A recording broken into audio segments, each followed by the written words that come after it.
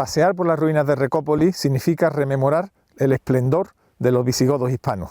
El reino visigodo es una etapa tan importante como desconocida de nuestra historia.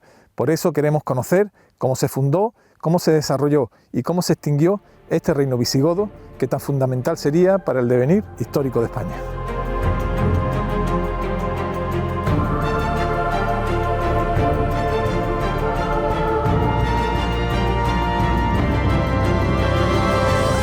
Arqueomanía.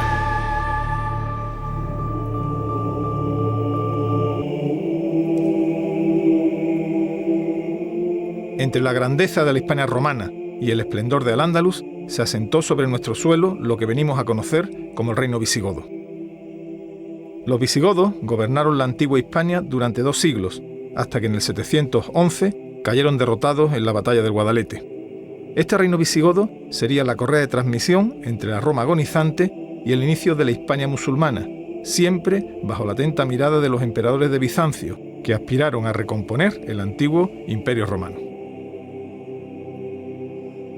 El Imperio Romano experimentó bajo el gobierno de los emperadores hispanos el máximo desarrollo económico, urbanístico y el non plus ultra de la extensión de sus limes. Trajano hizo el imperio más grande que ningún otro emperador, Adriano, más brillante y pacífico, y Marco Aurelio, sin duda, más profundo. 60 millones de habitantes y fronteras distantes en 5.000 kilómetros. Eso era el imperio en su apogeo, y una idea existencial que se apuntalaba en las grandes ciudades, el ludus, el culto imperial, los impuestos, el derecho y, sobre todo, las legiones. Sin olvidar a los valerosos ingenieros que construyeron puentes como este, cerca del Éufrates, en la frontera con el Imperio Parto. Fue por orden de Séptimo Severo. La Legio XVI Flavia Firma se encargó de su construcción y custodia a finales del siglo III. Su arco principal alcanza los 34 metros de altura sobre el arroyo Chabinas. Estamos a 3.000 kilómetros de Roma, lo que da una idea de la fuerza y determinación de los emperadores del Tíber. Y como desde siempre ocurriera con los grandes imperios, tras el esplendor llegaría la decadencia. Roma, incapaz ya de defenderse por sí misma, comienza a reclutar ejércitos bárbaros. Su ocaso estaba servido. En Hispania, el panorama es confuso. Si por una parte las grandes villas y los tesoros, como el de Tomares, nos dan una idea de una provincia rica, por otra el abandono de las urbes y el amurallamiento progresivo de algunas ciudades como Barcelona, nos sitúa ante un escenario de crisis. Los siglos III y IV fueron una puerta al cambio.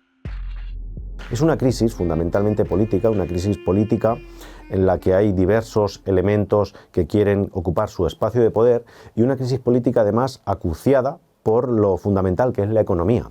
Entonces, esos traslados de determinados domini, de determinados aristócratas al campo o desde la ciudad no responden sino a un elemento de supervivencia y de ocupar cotas de poder.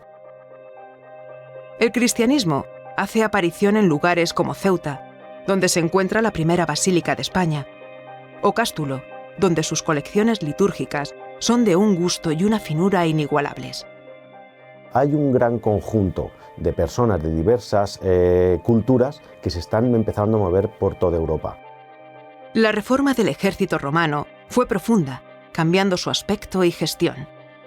El conjunto de aditamento, armadura, espada de los milites se conoce como panoplia, y las panoplias fueron evolucionando a lo largo de los siglos.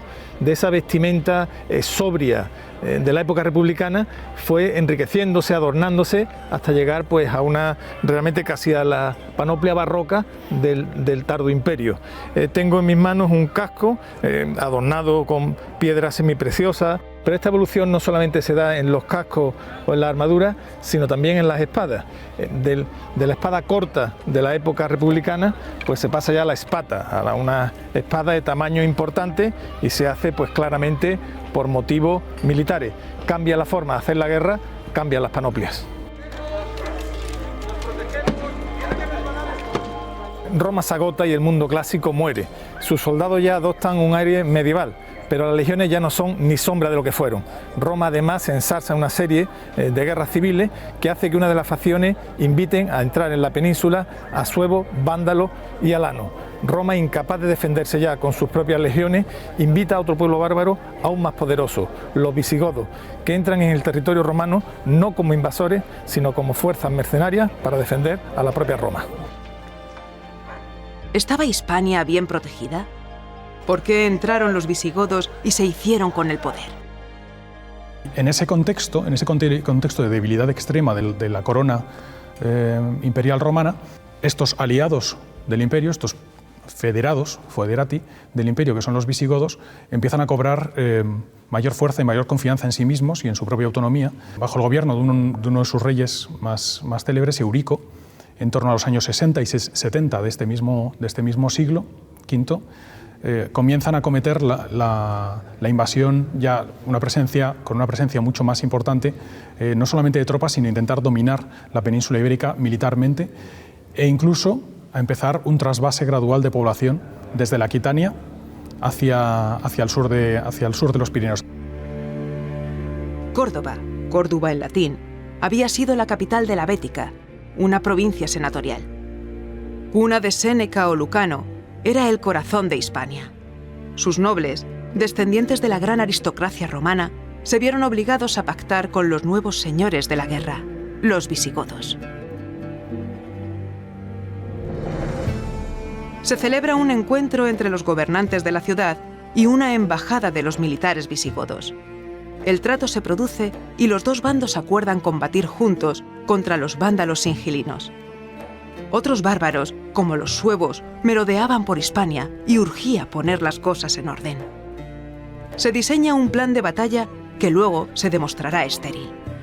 Pero antes de empuñar la espada, de acudir al encuentro con los antepasados, de poner las monedas para el barquero sobre los ojos de los valerosos caídos, los anfitriones romanos ofrecen un banquete al general visigodo.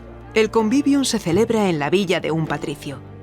Los nuevos hombres del poder deben ser agasajados y sentirse parte de Roma.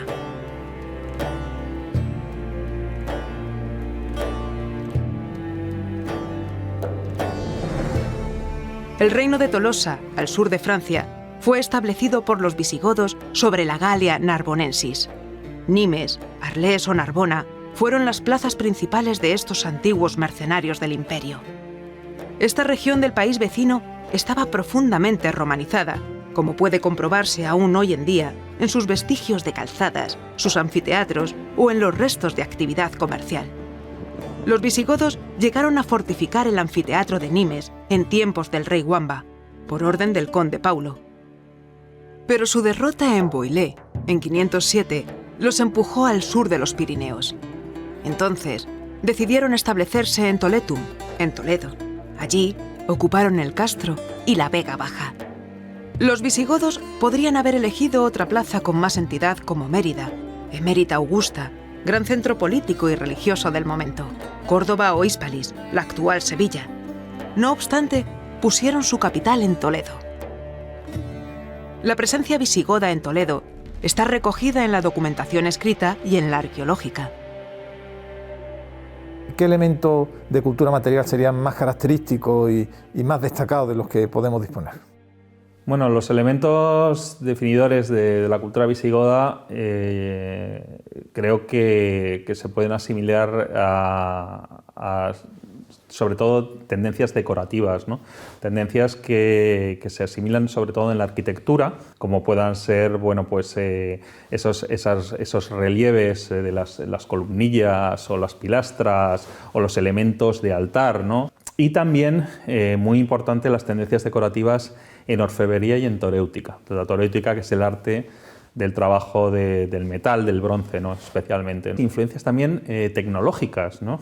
Por la importación de tecnologías centroeuropeas, como puedan ser las diferentes técnicas de incrustación, con prototipos muy característicos, como puedan ser los broches de cinturón, las fíbulas. Buscamos los primeros vestigios visigodos en la Magna Catedral de Toledo. La Arqueta de Wamba, se encuentra cobijada en la denominada Capilla Mozárabe tras una placa conmemorativa. En la nave norte, próxima a la puerta principal, se puede contemplar la columna que contiene la inscripción de la fundación de la primera basílica visigótica de Toledo. Es una pieza única, testigo de toda una época.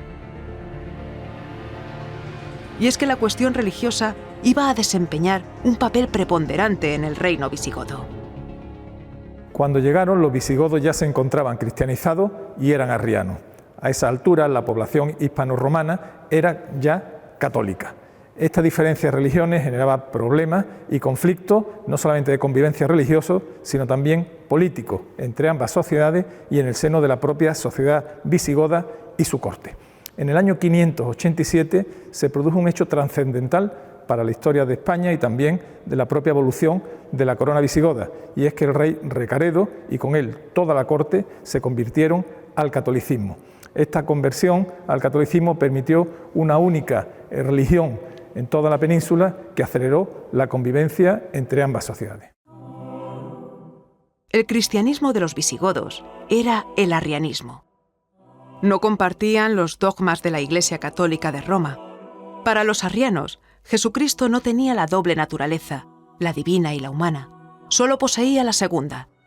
Los visigodos eran la clase dirigente, la élite militar, pero la población hispano-romana, unos 5 millones de habitantes, era fundamentalmente católica, cuando no pagana, como en el norte peninsular. Bizancio observa muy de cerca el problema religioso de Hispania, controlando los movimientos de sus enemigos arrianos y los de sus obispos fieles.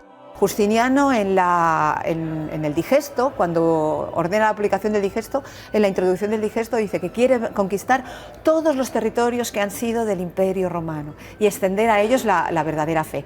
Y ese ideario, a pesar de que con un poquitito menos de trascendencia, lo mantienen los sucesores de Justiniano hasta que ya el emperador Heraclio, con la invasión persa de Tierra Santa, pues se ve obligado a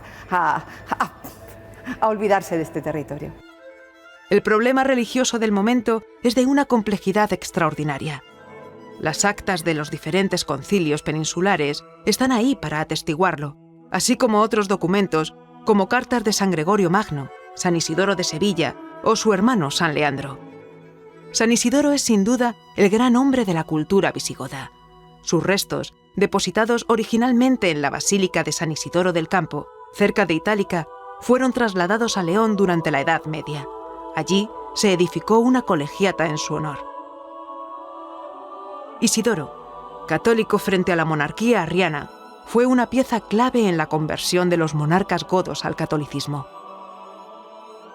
El Museo de los Concilios es de una belleza sublime. Sus paramentos reflejan la influencia oriental en el mundo visigodo. La sede de los concilios toledanos, así como el lugar de la coronación de los reyes godos, continúa en el debate académico. Piso este suelo con profundo respeto. Me encuentro en el actual Cristo de la Vega, que fue desde la antigüedad pues la Basílica de la mártir Santa Leocadia, una mártir hispano-romana muy venerada en el mundo visigodo. Se sabe que esta basílica estuvo muy cerca del Palacio Real de los visigodos y además algunas fuentes apuntan con claridad que bien pudiéramos estar sobre el cementerio donde se encuentran enterrados algunos de sus principales reyes. Quién sabe si en estos momentos estoy pisando la sepultura de estos monarcas que cambiaron para siempre la historia de España. La Vega Baja es uno de los espacios con mayores posibilidades arqueológicas de la ciudad de Toledo. El circo de época romana era la principal estructura de esta llanura cargada de historia.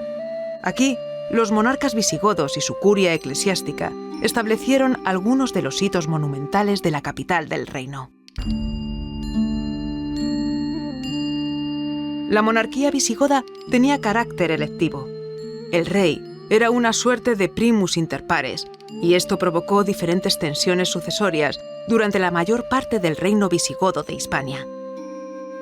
La monarquía visigoda es electiva, es decir, la corona no se hereda, sino que el nuevo rey es nombrado por los nobles y obispos. Este sistema generaría grandes conflictos a lo largo de la historia. Me encuentro en Guamba.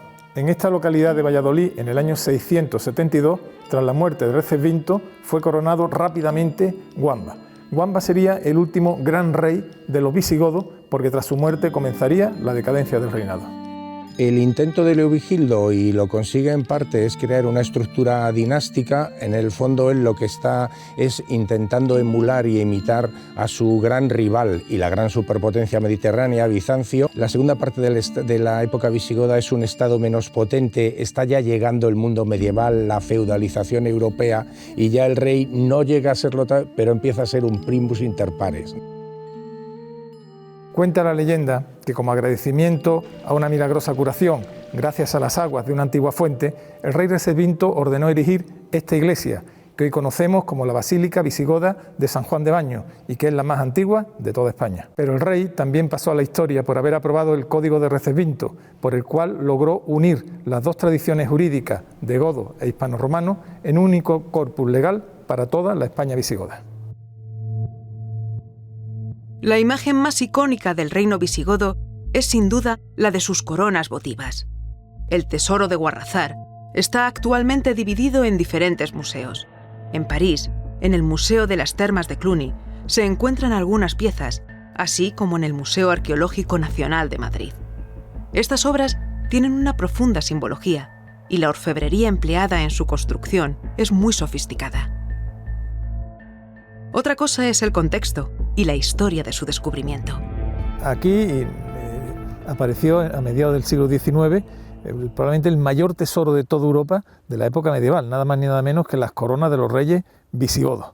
Sí, reyes visigodos, obispos, abades, etc. En total 23 coronas votivas, más una cruz procesional, varios cálices, etc. Fue un hallazgo de casualidad de una familia que venía por un camino que tenemos justo aquí a nuestra espalda. Pararon a descansar en la fuente que tenemos aquí, había habido una tormenta, vieron que había un reguero, había dejado una losa descubierta, la movieron, pues les llamó la atención y ahí estaba el tesoro, ahí empieza toda la historia. El yacimiento de Guarrazar y su puesta en valor son páginas claves para comprender el relato visigodo en la península ibérica. Pero los visigodos no aprovecharon exclusivamente asentamientos urbanos romanos. También construyeron sus propias ciudades, algunas de extraordinaria relevancia. En Zorita de los Canes, en la provincia de Guadalajara, un yacimiento de 25 hectáreas, nada más y nada menos, nos sitúa delante del gran proyecto edilicio de los visigodos de Hispania. Hablamos de Recópolis. Recópolis significa la gran operación urbanística del Estado visigodo, del rey Leovigildo, la única ciudad que se funda de nueva planta en todo el Mediterráneo y Europa occidental entre el siglo VI y VIII, una manifestación verdaderamente increíble y única en Europa sobre lo que fue la potencia del Estado visigodo. Podríamos hablar que estamos en el esplendor, por decirlo de alguna forma, del reino visigodo. ¿El Leovigildo Recaredo esa etapa su esplendor? Indudablemente, Leovigildo y Recaredo, Recópolis, la ciudad de Recaredo, son la gran etapa de esplendor del Estado visigodo, que en esos momentos fue el Estado más potente de toda Europa occidental. La situación de Recópolis, en el trazado de la antigua calzada entre Cartagena y Complutum, en la actual Alcalá de Henares, da una idea de lo anfibológica que era la realidad política y militar del reino visigodo. La transformación de las grandes villas romanas, como las de Olmeda y Noeda en época visigoda, puede estudiarse en el yacimiento toledano de los Hitos. Un gran señor visigodo aposentó sus reales cerca del actual Orgaz. Nos hemos adentrado en la historia de los visigodos hispanos, no solamente gracias a la fuente escrita, sino sobre todo gracias a los muchos restos que nos legaron en forma de basílicas, de palacios y de ciudades. Desde este yacimiento visigodo de los Hitos, rodeado de enterramientos de visigodos arrianos y visigodos católicos, uno tiene la sensación de que aún nos queda mucho por descubrir y conocer de este sorprendente mundo visigodo, tarea ineludible de una arqueología que nos seguirá alumbrando con sus descubrimientos. La investigación arqueológica de los Hitos está ofreciendo nuevas y valiosas informaciones. ¿Cómo interpretas el conjunto de construcciones? El conjunto es un pabellón palatino de 2 alturas, que es un modelo bizantino que había llegado de la península ibérica hasta Santa María del Naranjo. Siglo IX, este se construye a mediados del siglo VI. Después del tercer concilio de Toledo, el que funda, hace una transformación impresionante, es una villa fortificada con una muralla de 3 metros, torres, se construye una iglesia propia. La sorpresa, por lo menos para mí, es que en esta base, en esta cripta del palacio también haya enterramiento. ¿Cómo se explica que haya enterramiento en la iglesia y también enterramiento en el palacio, que en principio no es suelo sagrado? Pues después del tercer concilio de Toledo, la gran mayoría de la aristocracia se convierte al catolicismo y el que funda la iglesia se entierra allí, en su propia iglesia, en su iglesia privada, pero su clientela que sigue convertida al arrianismo, como por ejemplo sabemos qué pasa con la reina Goswinta, pues necesita enterrarlos en un lado, y lo vemos aquí, hay 24 tumbas y un enterramiento privilegiado en un sarcófago de alabastro. Tenemos aquí pues un enterramiento... Un enterramiento espléndido, magnífico, ¿no? Por tanto, debe ser un personaje principal. Este es un enterramiento fantástico en un sarcófago monolítico de granito con una cubierta de tipo aquitano, y dentro ha aparecido una persona mayor de 60-70 años, casi 1,80 m, piernas arqueadas, con las deformaciones de los equites, y es el que monta todo el conjunto. Bizancio fue Roma en Oriente, desde que Teodosio dividiera el imperio en 2 partes durante el siglo IV. Allí sobrevivió 1000 años más que en Occidente. Los emperadores constantinopolitanos tuvieron que frenar a persas, omeyas, cruzados y turcos durante 10 siglos. Al principio se sentían más fuertes y trataron de recuperar sus dominios occidentales. El brillo de su capital, la actual Estambul, cegaba al mundo. Además de Santa Sofía, todavía pueden verse templos como San Sergio, sus murallas o los restos del hipódromo. Uno de los enclaves más espectaculares de la vieja Constantinopla es su enorme cisterna, que no es la única del Imperio bizantino que continúa en pie. Pasear por las cisternas de la antigua ciudad de Dara es motivo de asombro, y la verdad es que Roma alcanzó un nivel increíble de ingeniería heredado por Bizancio, la Roma oriental. Esta espectacular arquitectura civil podemos apreciarla en estas cisternas de Dara y también en las cisternas de la mismísima Constantinopla, hoy Estambul. Dara ya era célebre en tiempos de Alejandro. Su planteamiento urbano con baños, iglesias, cisternas y toda clase de equipamiento responde a las tradiciones helenística y romana. Durante el siglo VI, Anastasio y Justiniano la reconstruyeron.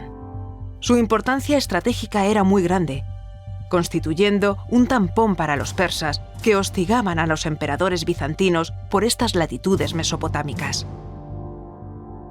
La España visigoda convivió, y atención que esto es muy desconocido, con la España bizantina. Sí, he dicho bien, Bizancio estuvo en España. Me encuentro en las ruinas de Dara, una ciudad al sur de la actual Turquía y que significó la frontera entre Bizancio y el mundo de Mesopotamia. Desde aquí, Bizancio extendió sus dominios por todo el norte de África hasta alcanzar el sur de la península ibérica. Vamos a descubrir esta desconocida presencia de los bizantinos en España y su relación con el mundo visigodo. Bizancio quería controlar todo el antiguo solar imperial y por eso combate en el norte de África. Esa fue la puerta para desembarcar en Hispania, antigua provincia romana ahora en manos visigodas. A partir de mediados del siglo VI se produce una coyuntura interesante en la península ibérica, que es una guerra civil entre el sucesor de Teudis, Agila, y otro personaje, Atanagildo, que pretende la corona, arrebatarle la corona. Este contexto de guerra civil entre dos contendientes, ambos visigodos, dos contendientes a la corona visigoda, uno de ellos, el usurpador, hace un llamamiento a otro personaje del tablero de este ajedrez, complejo ajedrez que estamos relatando, que es Justiniano, el gran Justiniano, el emperador de Bizancio. Le hace un llamamiento, una petición de ayuda: envíame tropas, lo que necesito para poder auparme al poder y conseguir hacerme con la corona en el reino visigodo.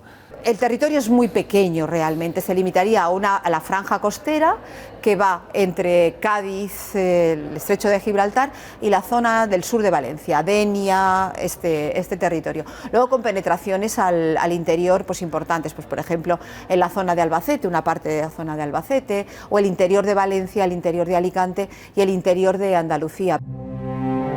Los problemas en Oriente provocaron que Bizancio apartara el foco de Hispania.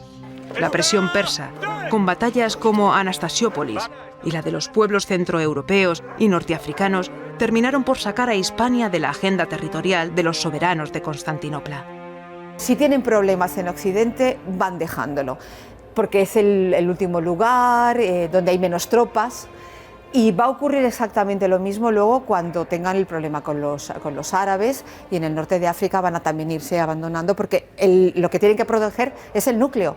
¿Y el núcleo cuál es? Egipto, Anatolia, la zona de Siria, Antioquia y Tracia, lo que protege a Constantinopla. Si Constantinopla no está protegida, hay problemas. La presión oriental de Bizancio fue sustituida por una nueva potencia emergente, el Islam. Los visigodos, pueblo satélite de Roma, fundaron su reino en Toledo en 507, tras diversos avatares. 200 años después, superadas varias querellas religiosas y políticas, fueron destruidos por un nuevo poder que llegaba desde el sur. Toledo siempre fue ciudad de nigromantes, de estrelleros y leyendas. La que se llamó durante mucho tiempo Pérdida de España, no podía dejar de tener su leyenda en la Toledo subterránea, en la Toledo oculta. Toledo es una ciudad que enamora con sus iglesias, sus mezquitas y sus sinagogas. Pero lo que el visitante no sabe cuando disfruta de la vista de esta ciudad es que bajo ella se esconde toda una Toledo subterránea, conformada por pasadizos, grutas, cisternas y aljibes. Estos espacios ocultos, enterrados, atemorizaban a sus habitantes y fueron fuente de numerosas leyendas.